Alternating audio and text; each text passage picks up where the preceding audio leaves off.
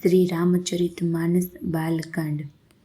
શ્રી પાર્વતીજી બોલ્યા, મને હવે પહેલા જેવો મોહ નથી। હવે તો મારા મનમાં રામકથા સાંભળવાની રુચિ છે। હે શેષનાગને અલંકાર રૂપમાં ધારણ કરનારા દેવતાઓના નાથ, આપ શ્રી રામચંદ્રજીના ગુણોની પવિત્ર કથા કહો। હું પૃથ્વી પર માથું ટેકવીને આપના ચરણોની વંદના કરું છું અને હાથ જોડીને વિનંતી કરું છું, આપ વેદોના સિદ્ધાંતને તારવીને શ્રી રઘુનાથજીના નિર્મળ યશને વર્ણન કરો।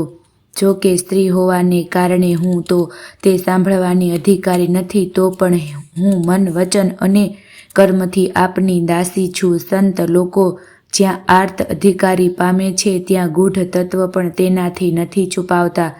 હે દેવતાઓના સ્વામી, હું ઘણા જ આર્તભાવ દીનતાથી પૂછું છું, આપ મારા પર દયા કરીને શ્રી રઘુનાથજીની કથા કહો। પહેલા તો તે કારણ વિચારીને બતાવો કે જેથી નિર્ગુણ બ્રહ્મ સગુણ રૂપ ધારણ કરે છે।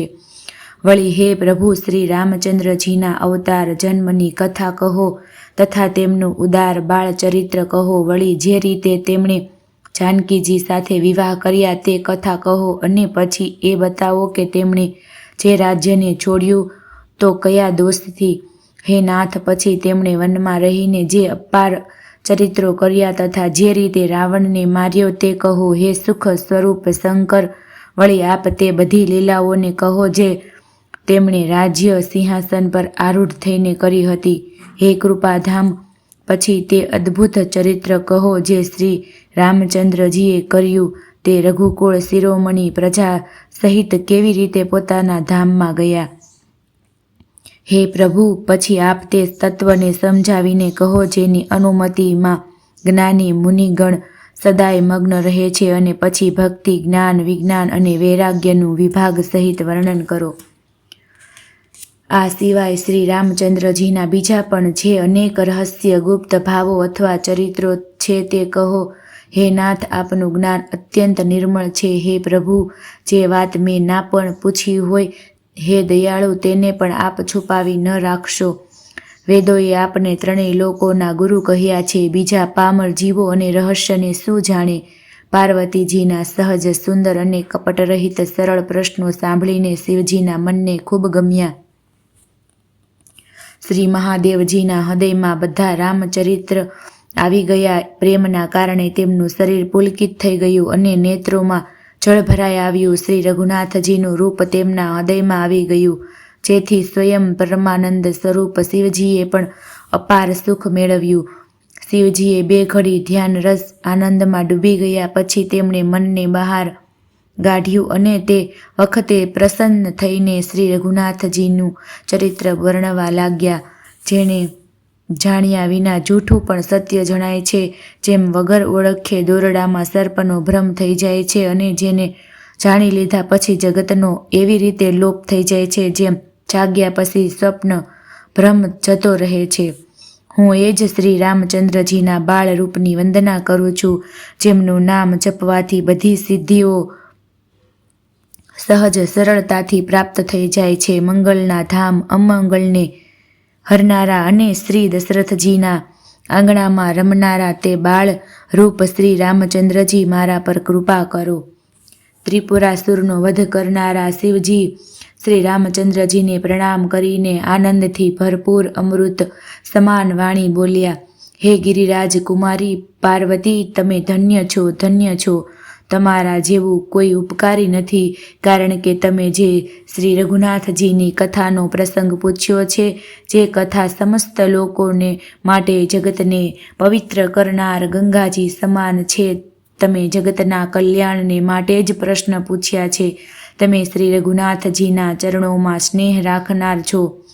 હે પાર્વતી, મારા વિચારથી તો શ્રી રામજીની કૃપાથી જ તમારા અંતરમાં સ્વપ્નમાં પણ શોક, મોહ, સંદેહ અને ભ્રમ કશું જ નથી। વળી તમે આથી જ તે જૂની જ શંકા કરી છે કે આ પ્રસંગ કહેવા સાંભળવાથી સર્વેનું કલ્યાણ થશે। જેમણે પોતાના કાનોથી ભગવાનની કથા સાંભળી નથી, તેમના કાનના છિદ્રો સાપના દર સમાન છે। જેમણે પોતાના નેત્રોથી સંતોના દર્શન કર્યા નથી તેમના તે નેત્રોની ગણતરી મોરના પીછા પર દેખાતી નકલી આંખો જેવી થાય છે. તેમના શીશ કડવી તુંબડી સમાન છે, જે શ્રીહરિ અને ગુરુના ચરણ કમળોમાં નમતા નથી. જેમણે ભગવાનની ભક્તિને પોતાના હૃદયમાં સ્થાન નથી આપ્યું તે પ્રાણી જીવતા હોવા છતાં મરદા સમાન છે. જે જીભ શ્રી રામચંદ્રજીના ગુણોનું ગાન નથી કરતી તે ડેડકાની જીભ સમાન છે. એ હૃદય વ્રજના જેવું કઠોર અને નિષ્ઠુર છે, જે ભગવાનના ચરિત્ર સાંભળીને હર્ષિત થતું નથી. હે પાર્વતી, શ્રી રામચંદ્રજીની લીલા સાંભળો. તે દેવતાઓનું કલ્યાણ કરનારી અને દૈત્યોને વિશિષ્ટપણે મોહિત કરનારી છે. શ્રી રામચંદ્રજીની કથા કામધેનુ સમાન સેવા કરવાથી સર્વે સુખ આપનારી અને સંત સત્પુરુષોના સમાજ સર્વે દેવતાઓનો લોક છે એમ જાણીને આને કોણ નહીં સાંભળે. શ્રી રામચંદ્રજીની કથા હાથની સુંદર તાળી છે, જે શંકારૂપી પક્ષીઓને ઉડાડી દે છે. વળી રામકથા કળિયુગરૂપી વૃક્ષને કાપવા માટેની કુહાડી છે. હે ગિરિરાજ કુમારી, તમે એને આદરપૂર્વક સાંભળો. વેદોએ શ્રી રામચંદ્રજીના સુંદર નામ, ગુણ, ચરિત્ર, જન્મ અને કર્મ સર્વે અગણિત કહ્યા છે. જે રીતે ભગવાન શ્રી રામચંદ્રજી અનંત છે તે રીતે તેમની કથા, કીર્તિ અને ગુણ પણ અનંત છે. તો પછી તમારી અત્યંત પ્રીતિ જોઈને મેં જે કંઈ સાંભળ્યું છે અને જેવી મારી બુદ્ધિ છે તે મુજબ હું કહીશ. હે પાર્વતી, તમારો પ્રશ્ન સ્વાભાવિક જ સુંદર, સુખદાયક અને સંત સમસ્ત છે અને મને તો ઘણો જ ગમ્યો છે. પરંતુ હે પાર્વતી, એક વાત મને ગમી નથી. જો કે તે તમે મોહવશ થઈને જ કહી છે. તમે જે એમ કહ્યું કે તે રામ કોઈ બીજા છે, તેમને વેદો ગાય છે અને મુનિજનો એમનું ધ્યાન ધરે છે. જે લોકો મોહરૂપી પિશાચ દ્વારા ગ્રસ્ત છે, પાખંડી છે, ભગવાનના ચરણોથી વિમુખ છે અને જે સાચું જૂઠું કંઈ પણ જાણતા નથી, એવા અધમ મનુષ્ય જ આવી રીતે કહેતા સાંભળતા હોય છે. જેઓ અજ્ઞાની, મૂર્ખ, આંધળા અને ભાગ્યહીન છે અને જેમના મનરૂપી દર્પણ પર વિષયરૂપી મેલ જામેલો છે, તેઓ વ્યભિચારી, કપટી અને ઘણા જ કુટિલ છે અને જેમણે ક્યારેય સ્વપ્નમાં પણ સંત સમાજના દર્શન નથી કર્યા અને જેમને પોતાના નફા નુકસાનની સુધ જ નથી, તેવો જ આવી વેદ વિરુદ્ધ વાતો કહ્યા કરે છે. જેમનું હૃદયરૂપી દર્પણ મેલું છે અને જેઓ નેત્રોથી રહિત છે, તે બિચારા શ્રી રામચંદ્રજીનું રૂપ કેવી રીતે જુએ? જેમને નિર્ગુણ, સગુણ અને કંઈ પણ વિવેક નથી, તેઓ અનેક કપોળ કલ્પિત વાતો બક્યા કરે છે. જેઓ શ્રી હરિના માયાને વશ થઈને જગતમાં જન્મ મૃત્યુના ચક્રમાં ભટકતા ફરે છે, તેઓ માટે કંઈ પણ કહી નાખવું અસંભવ નથી.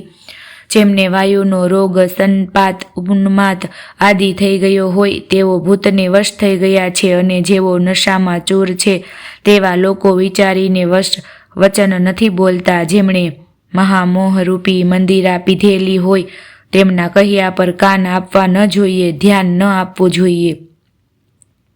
પોતાના હૃદયમાં આમ વિચારીને સંશયને છોડી દો અને શ્રી રામચંદ્રજીના ચરણોને ભજો. હે પાર્વતી, બ્રહ્મરૂપી સંસારનો નાશ કરવા માટે સૂર્યના કિરણ જેવા મારા વચનોને સાંભળો.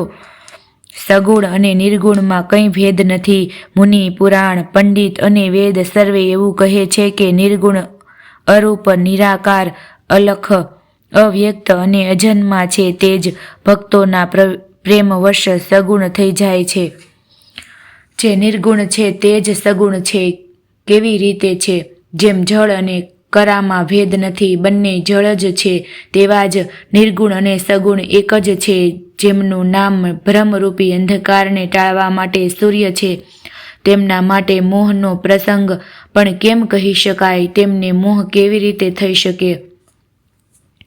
શ્રી રામચંદ્રજી સચ્ચિદાનંદ સ્વરૂપ સૂર્ય છે, ત્યાં મોહરૂપી રાત્રિનો લવલેશ પણ નથી. તે સ્વભાવથી જ પ્રકાશરૂપ અને ષડેશ્વરયુક્ત ભગવાન છે. ત્યાં તો વિજ્ઞાન રૂપી પ્રાતઃકાળ પણ નથી થતું. અજ્ઞાન રૂપી રાત્રિ હોય ત્યારે જ વિજ્ઞાન રૂપી પ્રાતઃકાળ થાય. ભગવાન તો નિત્ય જ્ઞાન સ્વરૂપ છે.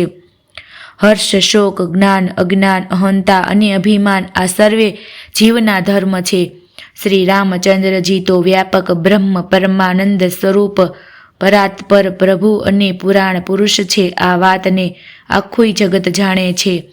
જે પુરાણ પુરુષ છે, પ્રસિદ્ધ છે, પ્રકાશના ભંડાર છે, સર્વે રૂપમાં પ્રગટ છે, જીવ, માયા અને જગત સર્વેના સ્વામી છે, તે જ રઘુકુળ મણી શ્રી રામચંદ્રજી મારા સ્વામી છે એમ કહી શિવજીએ એમને શીશ નમાવ્યું. અજ્ઞાની મનુષ્ય પોતાના ભ્રમને તો સમજતા નથી. તે મૂર્ખા પ્રભુ શ્રી રામચંદ્રજી પર એનો આરોપ મૂકે છે. જેમ આકાશમાં વાદળનો પડદો જોઈને કુવિચારી અજ્ઞાની લોકો કહે છે કે વાદળાએ સૂર્યને ઢાંકી દીધો. જે મનુષ્ય આંખે આંગળી અડકાડીને જુએ તો તેને માટે તો બે ચંદ્રમાં પ્રત્યક્ષ ભાસે છે. હે પાર્વતી, શ્રી રામચંદ્રજીના વિશે આ રીતે મોહની કલ્પના કરવી એવી જ છે કે જેમ આકાશમાં અંધકાર, ધુમાડો અને ધૂળનું દેખાવું. આકાશ જેમ નિર્મળ અને નિર્લેપ છે, તેને કોઈ મલિન કે સ્પર્શ નથી કરી શકતું, તે જ રીતે ભગવાન શ્રી રામચંદ્રજી નિત્ય નિર્મળ અને નિર્લેપ છે. વિષય, ઇન્દ્રિયોના દેવતા અને જીવાત્મા આ બધા એકની મદદથી ચેતન થાય છે. અર્થાત વિષયો ઇન્દ્રિયોથી, ઇન્દ્રિયો ઇન્દ્રિયોના દેવતાઓથી અને ઇન્દ્રિય દેવ ચેતન જીવાત્માથી પ્રકાશે છે. એ સૌના જે પરમ પ્રકાશક છે, અર્થાત જેનાથી આ બધાને પ્રકાશ થાય છે, એ જ અનાદિ બ્રહ્મ અયોધ્યાન નરેશ શ્રી રામચંદ્રજી છે. આ જગત પ્રાક્યશ છે અને શ્રી રામચંદ્રજી એના પ્રકાશક છે. તે માયાના સ્વામી અને જ્ઞાન તથા ગુણોના ધામ છે. જેમની સત્તાથી મોહની મદદ પ્રાપ્ત કરી જળ માયા પણ સત્ય જેવી ભાષિત થાય છે. જેમ છીપમાં ચાંદીના અને સૂર્યના કિરણોમાં જળની પ્રતીતિ થાય છે.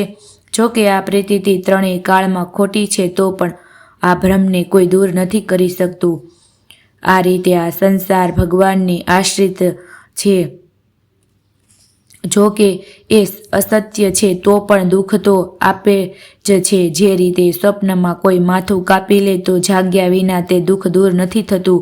હે પાર્વતી, જેની કૃપાથી આ પ્રકારનો ભ્રમ મટી જાય છે, તે જ કૃપાળુ શ્રી રઘુનાથજી છે, જેમનો આદિ અને અંત કોઈ પામી શકતું નથી. વેદોએ પોતાની બુદ્ધિથી અનુમાન કરીને આ જ રીતે નીચે લખ્યા પ્રમાણે ગાયું છે. તે બ્રહ્મ પગ વિના જ ચાલે છે, વગર કાને સાંભળે છે, વગર હાથે અનેક પ્રકારના કામ કરે છે, વગર મુખે જીવહા બધા છયે રસોનો આનંદ લે છે અને વગર વાણીના બહુ યોગ્ય વક્તા પણ છે. તે શરીર ત્વચા વિના સ્પર્શ કરે છે, આંખો વિના જુએ છે અને નાક વિના બધા ગંધને ગ્રહણ કરે છે, સૂંઘે છે. તે બ્રહ્મની કરણી બધી જ રીતે એવી અલૌકિક છે, જેનો મહિમા કંઈ નથી કહી શકાતો.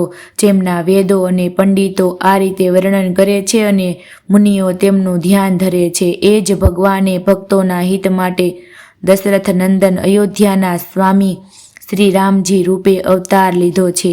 હે પાર્વતી, જેમના નામના બળથી કાશીમાં મરતા પ્રાણીઓને જોઈને હું તેને રામ મંત્ર આપીને શોક રહિત કરું છું, મુક્ત કરી દઉં છું, એ જ મારા પ્રભુ રઘુ શ્રેષ્ઠ શ્રી રામચંદ્રજી જળ ચેતના સ્વામી અને બધાયના હૃદયનું અંતરનું જાણનારા અંતર્યામી છે. વિવશ થઈને વિના ઈચ્છાએ પણ જેનું નામ લેવાથી મનુષ્યના અનેક જન્મોમાં કરેલા પાપ બળી જાય છે.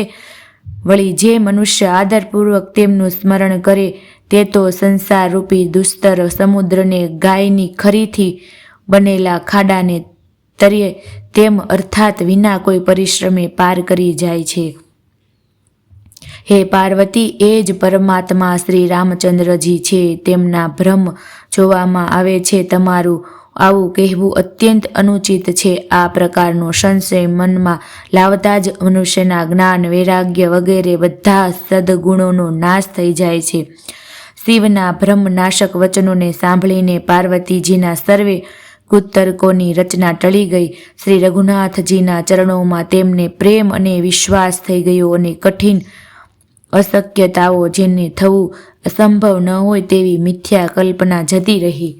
વારંવાર સ્વામી શિવજીના ચરણ કમળોને પકડીને અને પોતાના કમળ જેવા હાથ જોઈને પાર્વતીજી જાણે પ્રેમ રસમાં ચબોળીને સુંદર વચન બોલ્યા. ચંદ્રમાના કિરણો સમાન આપની શીતળ વાણી સાંભળીને મારો અજ્ઞાન રૂપી શરદ ઋતુના તડકાના ભારે તાપ મટી ગયો, મોહ મટી ગયો. આપે મારો સર્વે સંશય હરી લીધો. હવે શ્રી રામચંદ્રજીનું યથાર્થ સ્વરૂપ સમજમાં આવી ગયું. હે નાથ, આપની કૃપાથી હવે મારો વિષાદ જતો રહ્યો અને આપના ચરણોના અનુગ્રહથી હું સુખી થઈ ગઈ. જો કે સ્ત્રી હોવાના કારણે હું સ્વભાવથી જ મૂર્ખ અને જ્ઞાનહીન છું, તો પણ હવે આપ મને પોતાની દાસી જાણીને, હે પ્રભુ, જો આપ મારા પર પ્રસન્ન છો તો જે વાત મેં અગાઉ આપને પૂછી હતી તે જ કહો. આ સત્ય છે કે શ્રી રામચંદ્રજી જ બ્રહ્મ છે, ચિન્મય જ્ઞાન સ્વરૂપ છે, અવિનાશી છે, સર્વેથી રહિત અને સર્વેની હૃદયરૂપી નગરીમાં નિવાસ કરનારા છે. વળી હે નાથ, તેમણે મનુષ્ય શરીર કયા કારણે ધારણ કર્યું? હે ધર્મની ધજા ધારણ કરનારા પ્રભુ, એ મને સમજાવીને કહો. પાર્વતીના અત્યંત નમ્ર વચન સાંભળી અને શ્રી રામચંદ્રજીની કથામાં એમનો વિશુદ્ધ સ્નેહ જોઈને કામદેવના શત્રુ સ્વાભાવિક રૂપે જ સુયજ્ઞ કૃપા નિધાન શિવજીએ ત્યારે મનમાં ઘણા જ હર્ષ થયા અને અનેક પ્રકારે પાર્વતીજીની પ્રશંસા કર્યા પછી બોલ્યા.